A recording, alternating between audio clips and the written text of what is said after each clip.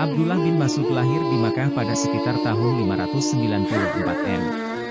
Sebelum memeluk Islam, dia hidup dalam kemiskinan dan bekerja sebagai gembala kambing untuk keluarga sahabat Nabi Muhammad SAW, Uqbah bin Abi Mu'aid.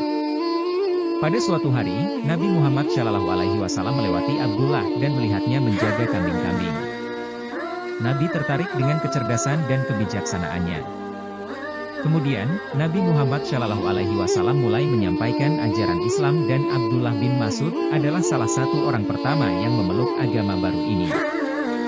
Dia dengan penuh keyakinan mengikuti Nabi dan menjadi sahabat setia yang mendukung dakwah Islam.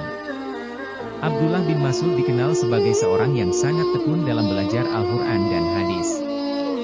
Dia adalah salah satu ulama terkemuka pada zamannya dan menjadi penasihat spiritual bagi banyak orang. Nabi Muhammad SAW sangat menghargai pengetahuan dan kebijaksanaan Abdullah. Dia menjadi guru dan pembimbing bagi banyak sahabat lainnya, termasuk Umar bin Khattab dan Abu Musa al-Asy'ari. Abdullah bin Mas'ud juga diberi kepercayaan oleh Nabi untuk mengajar Al-Quran kepada umat muslim. Salah satu momen terkenal dalam kehidupan Abdullah bin Mas'ud adalah ketika dia menentang penggunaan tulisan dalam penulisan Al-Quran. Dia percaya bahwa Al-Quran seharusnya diajarkan secara lisan dan bukan hanya dalam bentuk tulisan.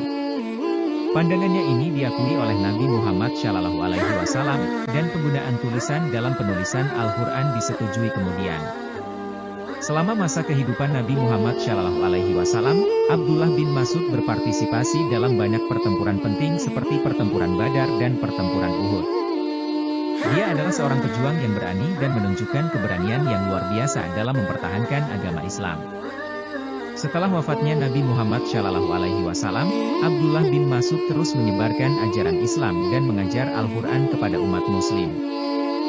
Dia menjadi otoritas dalam bidang tafsir Al-Quran dan hadis, dan banyak orang mencari nasihatnya dalam hal keagamaan. Abdullah bin Mas'ud meninggal pada tahun 653 M di Kufah, Irak.